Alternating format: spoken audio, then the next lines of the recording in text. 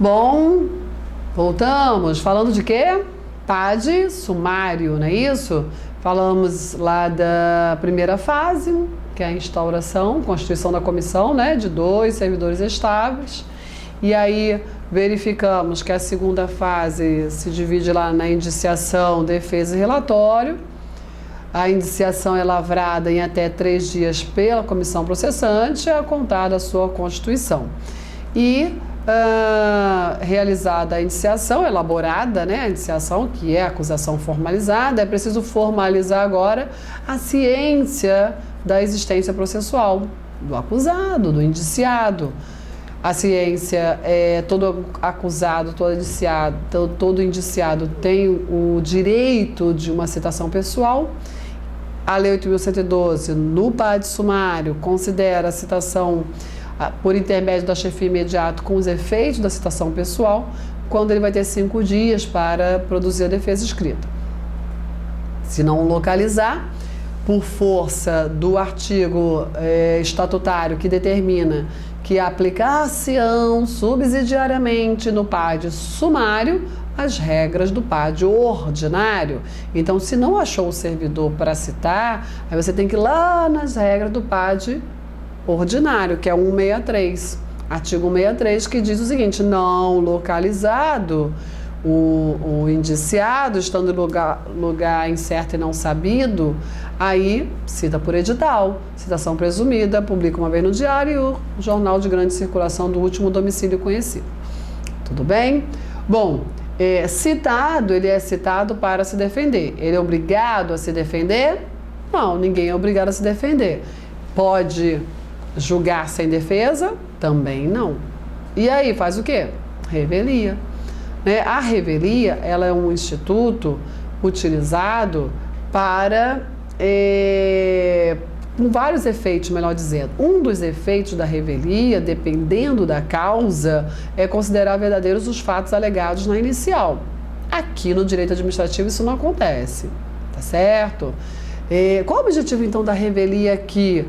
Possibilitar a designação de um defensor dativo. A autoridade instauradora designará como defensor dativo um outro servidor, né? É exatamente isso. Esse servidor, ele tem que ocupar cargo efetivo superior ou de mesmo nível, ou a escolaridade tem que ser de mesmo nível ou superior ao do indiciado. Essa é a exigência, ok? Então, o defensor dativo tem que ser igual ou superior ao acusado, certo? No que se refere a cargo ou instrução. Para apresentar a defesa em 5 dias. Por que 5 dias? Porque estamos num PAD sumário. Tá certo? PAD sumário, defesa em 5 dias. Coloque isso na cabeça que o examinador gosta disso. De uma forma ou de outra, a defesa chega. Ou a defesa chega porque o servidor foi citado pessoalmente e apresentou sua defesa, ou ela chega porque o servidor foi citado por edital e apresentou sua defesa, ou por seu advogado, chegou a defesa. Ou o defensor dativo produziu a defesa. Tá certo? Apreciar a defesa, a comissão vai elaborar um relatório conclusivo quanto à inocência ou responsabilidade do servidor, onde a comissão opinará sobre a licitude da acumulação, indicando o dispositivo legal. Olha só, apesar do relatório ser conclusivo, ele não é decisivo. Nenhuma comissão tem competência para aplicar penalidade para decidir processo. Não. Ela elabora um relatório conclusivo para já fundamentar, entendeu? Porque na grande maioria dos casos, a autoridade competente, ela recebe o processo para julgar, lê o relatório da comissão e decide. E a maioria decide assim, ó: acolho o relatório de folha tal e decido assim. Quando ela faz isso, ela toma para a sua decisão aquele relatório, como uma parte dispositiva da sua decisão, né? Ok? Então é isso. Feito o relatório, encaminha o processo para a autoridade instauradora para a terceira fase, que é a fase do julgamento. A decisão deve ser proferida em 5 dias, se a autoridade julgadora for competente para decidir. Se ela não for competente para decidir, aí ela vai fazer a remessa para a autoridade competente. Tá certo? Ok? Bom, de uma ou outra alguém vai ter que decidir. Eu te pergunto, se te falo assim, Joãozinho, servidor, acumula ilicitamente cargos públicos. O que você pensa? Joãozinho está de boa fé ou está de má fé? Boa fé. É isso mesmo. A maioria pensa na má fé, né? Olha só, ilícito quer dizer fora da lei, mas não quer dizer que está fora da lei de má fé. Pode estar fora da lei de boa fé. É sim, é verdade. Ok? Sim. Então, às vezes a pessoa, eu sei, ninguém pode negar que desconhece a lei, não é, mas isso é uma regra maior do direito, né? Outro papo é a má fé tem que ser provada. Na sua prova, o examinador tem que te mostrar a má fé. No silêncio, raciocine, boa fé. Entendeu? Então, se a pergunta Joãozinho acumula ilicitamente cargos públicos. Boa fé ou má fé? Boa fé, porque essa é a presunção, inclusive constitucional. Olha lá a garantia constitucional do cidadão, que ninguém será considerado culpado até o trânsito em julgado de sentença penal condenatória. Com a devida interpretação, se aplica isso também nas demais acusações, não só a acusação penal, entendeu? Ok? E olha só, olha como o legislador foi, praticou esse princípio da boa-fé. A opção por um dos cargos até o último dia do prazo para a defesa configurará boa-fé, convertendo-se automaticamente em pedido de exoneração. Olha isso, gente, olha só. Fala pra mim, isso aqui é quase um incentivo ao ilícito, né não? Olha só, servidor não pode acumular, mas a lei de 1012 é uma mãezona. Primeiro ela fala assim, servidor, você está acumulando? Não pode. Vou te dar 10 dias para você pensar. Não vou processar você ainda não. 10 dias para você escolher. Aí a criatura é indecisa, 10 dias não conseguiu se decidir. Aí, servidor, tu tá insistindo muito, vou ter que instaurar um PAD contra você. Aí instaura o PAD, constitui a comissão elabora a indiciação, cita o servidor, né? E assim vai. Aí ele tem lá o prazo da defesa, 5 dias, e depois desse tempo todo, quando chegou lá no último dia do prazo para a defesa, chega lá o servidor indeciso, consegui me decidir, vou escolher agora o cargo que eu quero. Pronto, configurará boa fé. Ele escolhe um e o outro subentende-se pedido de exoneração. Entendeu? Certo? Agora, na má fé, a criatura fez força, né? Conseguiu ser configurada a má fé, aí vai aplicar a pena de demissão ou destituição, ou ainda cassação, em relação aos cargos, empregos e funções, né? Hipótese em que os órgãos ou entidades serão comunicados. Não, a pessoa insistiu, né não? Conseguir isso.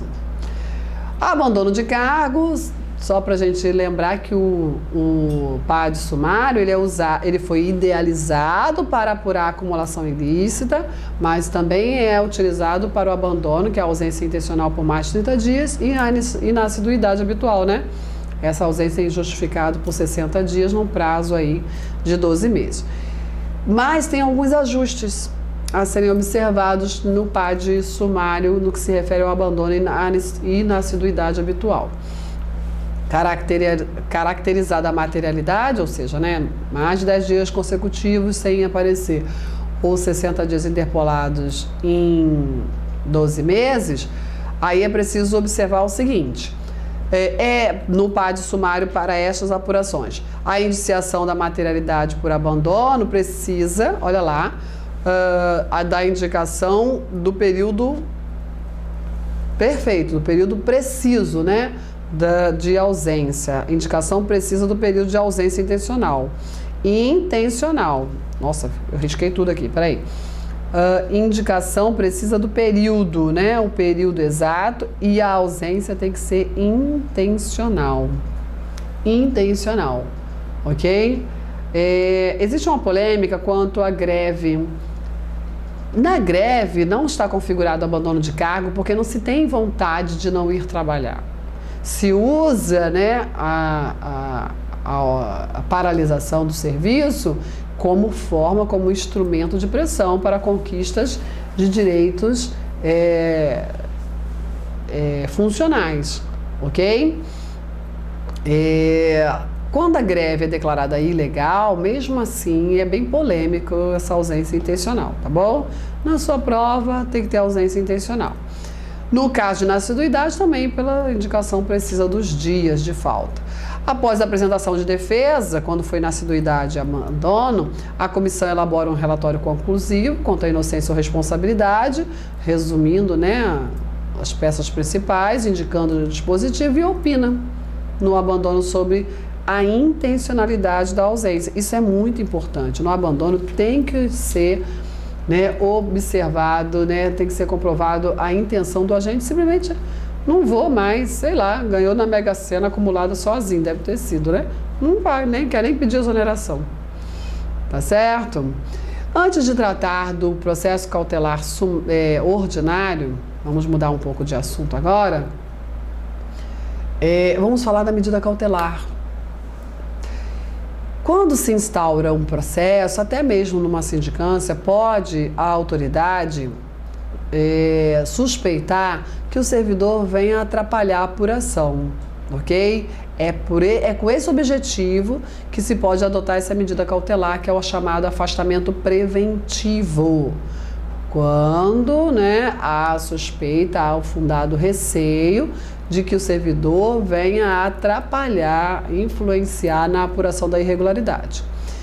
Esse afastamento preventivo, ele vai ser decretado pela autoridade instauradora do PAD por até 60 dias, com remuneração. Ué, remunerado? Sim, porque ele está sendo acusado. Ele não foi condenado. Ele pode ser inocente, né? Pois é. Aí, 60 dias com remuneração prorrogável por igual período, 60 mais 60. Acabou isso, ele volta a trabalhar, mas não concluímos o processo ainda. Que concluísse, ele vai voltar a trabalhar, é muito tempo sem trabalhar, né? A comissão disciplinar do PAD ordinário observa a regra do 149, do artigo 149. São 3 servidores estáveis designados pela autoridade competente. Não podem participar dessa comissão cônjuge, companheiro, parente do acusado até o 3º grau. Não pode, normal, né? Não pode participar da comissão. Dentre os 3 servidores integrantes da comissão processante, um vai ser o presidente, aquele indicado pela autoridade. Detalhe, exigência, qual é a qualificação do presidente da comissão? Igual ao defensor dativo, tem que ser de cargo igual, né, ou superior ao do acusado, assim como a escolaridade, igual ou superior ao do acusado, ok? Um ou outro, quer dizer, tá certo? Essa comissão, ela vai ter um secretário. O interessante é que esse secretário pode ser um membro da comissão ou não. Esse secretário é designado pelo presidente. Então, cuidado. A autoridade vai designar o presidente da comissão. O presidente da comissão vai designar o secretário da comissão. O presidente da comissão é um dos 3 membros. O secretário da comissão pode ou não ser um dos 3 membros. Ok? 3 não, porque um já é o presidente, né? Podendo ser um dos membros da comissão, pode não ser. Se o secretário da comissão for uma outra pessoa, eu posso dizer que a comissão tem 4 membros? Não. Por quê? Porque a lei diz que ela só tem 3 e que o secretário pode ser de fora, mas ela continua com 3 membros, tá bom? A comissão deve atuar, né, com independência, imparcialidade, sigilo, se for necessário, né? As reuniões têm caráter reservado. Se necessário, os membros da comissão podem se dedicar integralmente aos seus trabalhos, ficando dispensados, inclusive, até do ponto, até o relatório final. O interessante no âmbito federal é o seguinte: essas comissões, elas são instituídas, são, né, constituídas para apurar aquele caso concreto. Em muitas estruturas existem as chamadas comissões permanentes. Não é que acontece no federal. No federal é comissão instituída para aquela apuração. E normalmente acontece o seguinte: olha, eu sou autoridade, nós estamos aqui numa unidade pública, num órgão, num departamento público, Joãozinho está sendo acusado, né? E aí, Joaquim, Maria e José, vocês três vão constituir a comissão para apurar a conduta do colega. Ali, vivendo, convivendo. E suas atribuições vocês continuam fazendo. Eu já vi colegas assim, né? Não é uma situação muito boa, não, tá? Nenhuma nem outra, né? Nem ser acusado e nem fazer parte da comissão. Mas, né, uma vez um colega me perguntou: Claudete, eu quero sair dessa comissão, Claudete, como é que eu faço? Você meu filho não tem jeito não, sabe por quê? Porque você é subordinado, a autoridade mandou e você tem que apurar. Mas eu vou ficar investigando o colega, todo mundo olhando torto para mim, você vai fazer o quê? Faz parte do negócio, né? Tem que ser, não tem jeito, ok? Então, quando ela termina os seus trabalhos, aí a comissão se desfaz. É assim, tudo bem? Certo? Vamos lá para o processo administrativo disciplinar comum, também conhecido como PAD ordinário, já que vimos o sumário, agora o ordinário. Primeira fase do PAD é a instauração. O objetivo do PAD ordinário é só na instauração. O objetivo da instauração, né, do PAD ordinário é só constituir a comissão.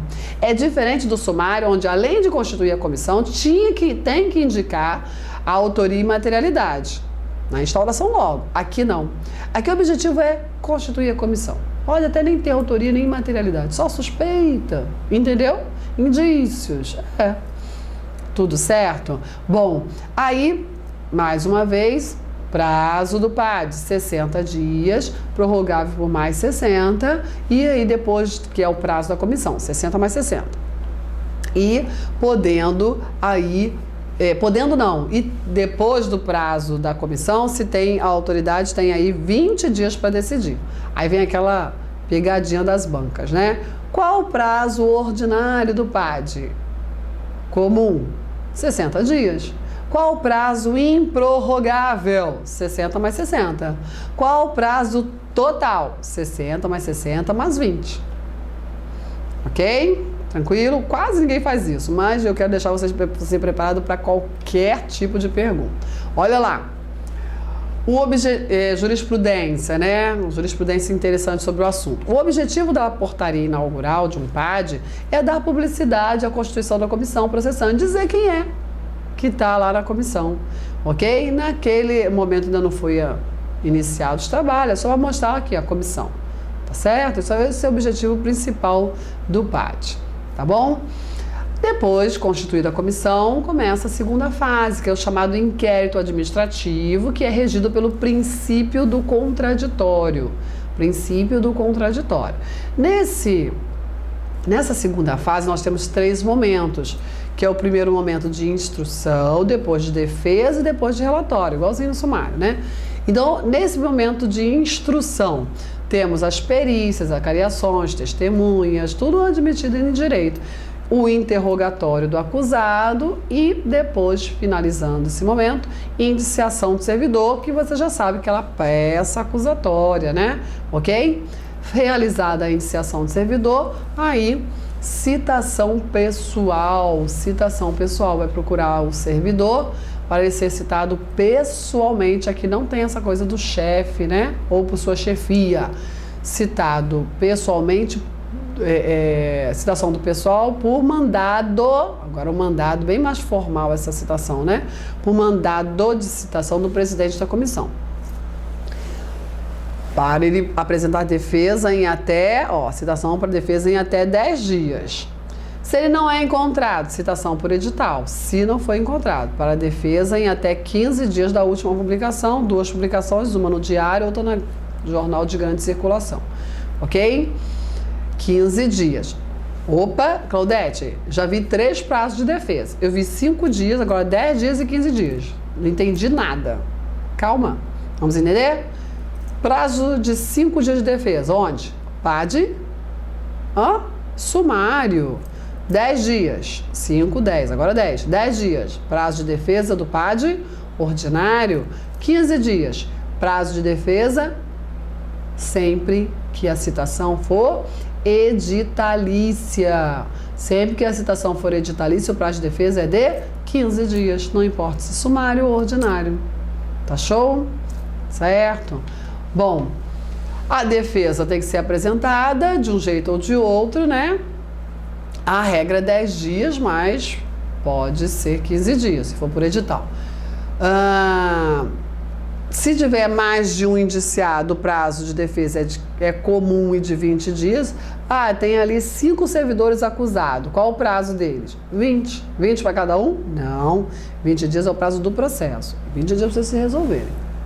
Ok? O prazo de defesa vai ser prorrogado pelo dobro para as diligências indispensáveis. Como assim? Prorrogado pelo dobro. Qual o prazo de defesa? 10 dias. 10 mais 10? Não. Não. Por quê? Quando é 10 mais 10? Quando fala assim, o prazo é prorrogado por igual período. Aí é 10 mais 10. Prorrogado pelo dobro é 10 mais 20. Não é? Claro. E se tiver mais de 20 mais 40.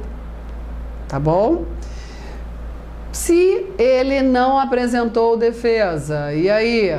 Aí declara a revelia e você já sabe aquela regra que eu já havia falado.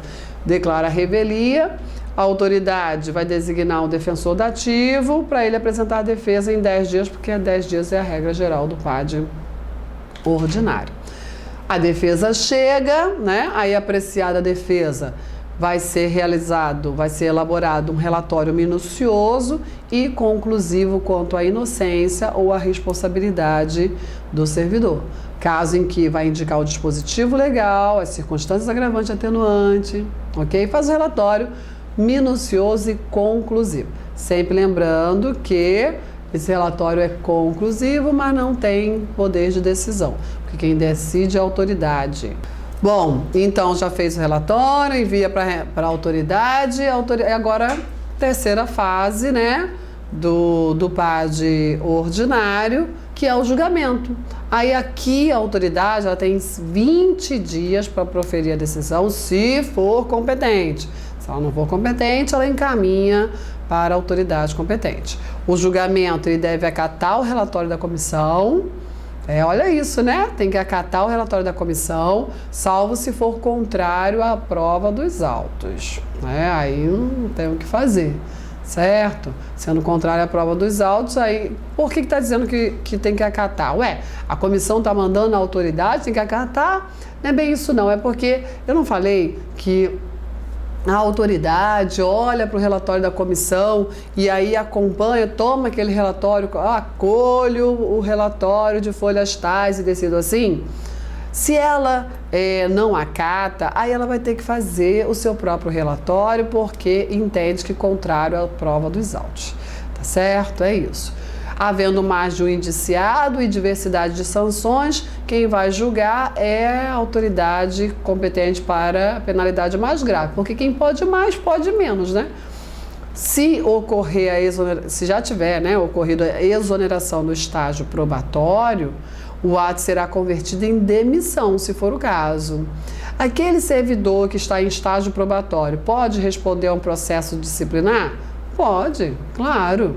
Aí já exoneraram no estágio, tem que ter ampla defesa, mas não é processo disciplinar. Para exonerar no estágio probatório, é por conta da inabilitação no estágio probatório, porque não atendeu os fatores ali de avaliação no estágio probatório. Não se provou ilícito funcional. Só que além disso, olha só, essa criatura aqui vacilou e muito, vamos instaurar um PAD contra ele. Aí exonerou no estágio probatório, mas depois teve o trâmite do PAD, né, do processo disciplinar, e aí provou o ilícito grave, aí a exoneração daquele servidor, que era estagiário, vai ser convertida em demissão, tá certo? Havendo dúvida quanto à sanidade mental, exame, né, por junta médica oficial, tendo pelo menos um psiquiatra. O incidente de sanidade é processado em auto apartado para ver, né, o que está havendo no servidor. Verificado um vício insanável, a autoridade instauradora, isso no PAD, ok? Verificado um vício insanável, a autoridade instauradora ou outra, de hierarquia superior, declara nulidade total ou parcial. Imagina uma citação, nem tentaram fazer a citação pessoal, fizeram logo a citação editalícia. Isso é vício insanável, sabia? Porque cerceia o direito de defesa, que é um direito constitucional, tá bom? Ordenando no mesmo ato constituição de nova comissão para outro processo, novo PAD. O julgamento fora do prazo não implica em nulidade do processo e a autoridade julgadora que der causa à prescrição vai ser responsabilizada. É aquilo que eu falo, ó, você é autoridade, mas não esquece não, viu, que você também é agente público, não esquece não que você também se submete a deveres, às vedações, a responsabilidades, claro, ok? E já para finalizar essa parte do regime disciplinar, vamos falar da revisão do processo a qualquer tempo. Olha isso, a revisão do processo, muitos dizem que ela é como se fosse um recurso. Não é recurso. Por quê? Apesar de ser semelhante com recurso, o que ela tem de semelhante com recurso? Ela está com uma decisão anterior, ela devolve a causa a uma nova apreciação, ela não pode piorar a situação do servidor, proibida reformar-se em pé justo, né?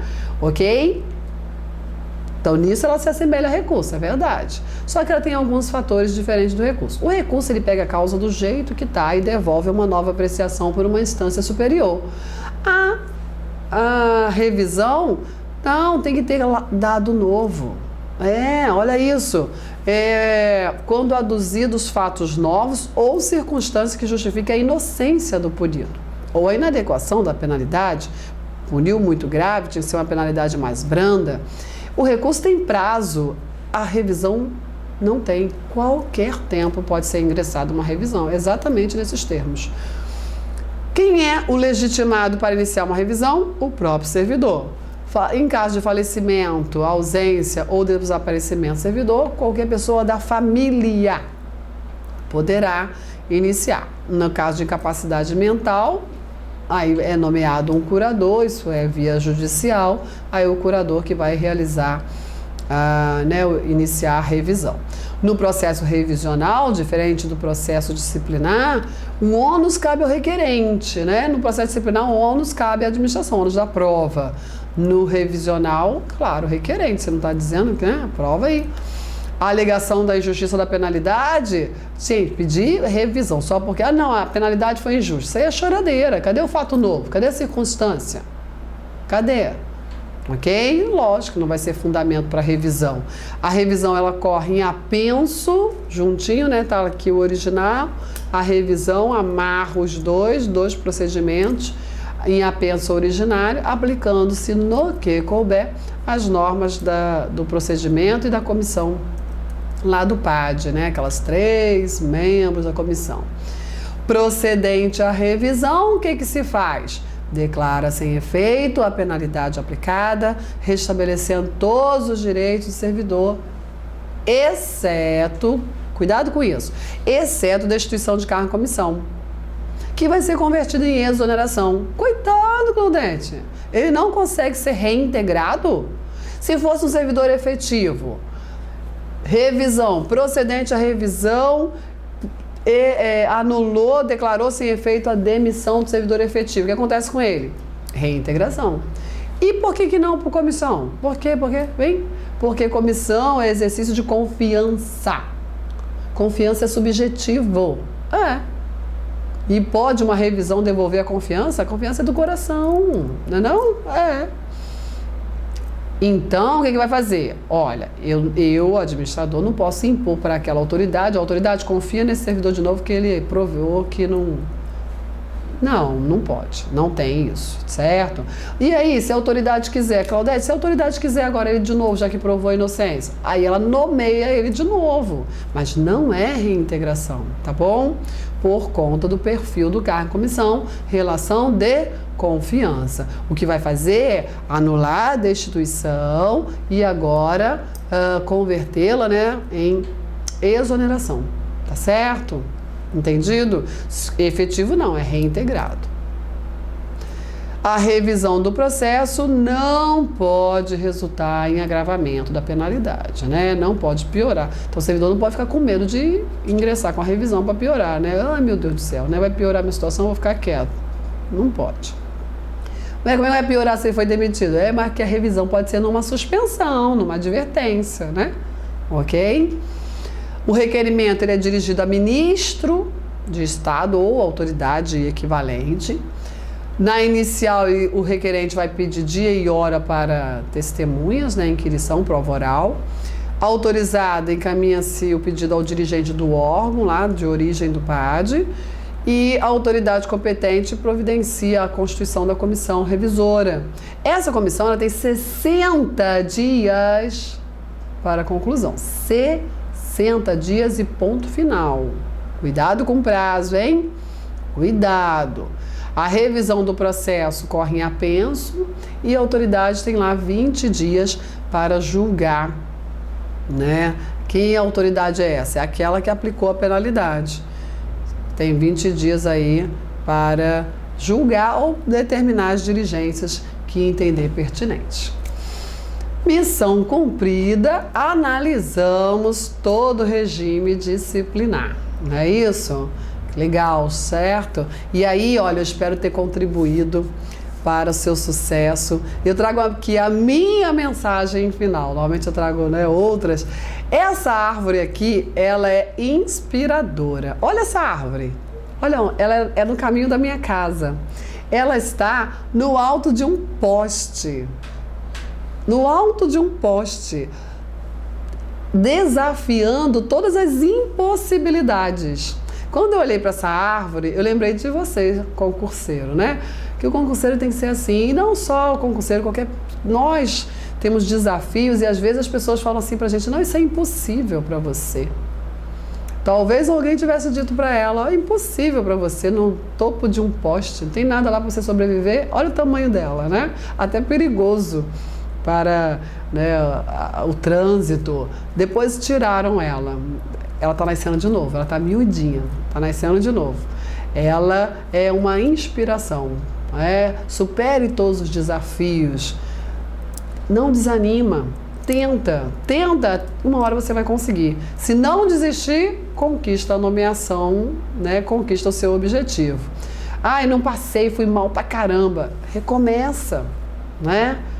Derrota? Não, só é uma pequena batalha que não foi. Recomeça, ajusta, refaz o teu planejamento de estudo. Às vezes é precisando de um ajuste, ok? Agora só não pode desanimar, porque o desânimo está aí dentro. Aí só depende de você.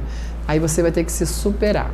Tudo bem? Sucesso! Se precisar da Claudete Pessoa, conte comigo. Tomara que eu tenha contribuído para você gabaritar todas as questões de Lei 8.112. Combinado assim? Tchau, tchau.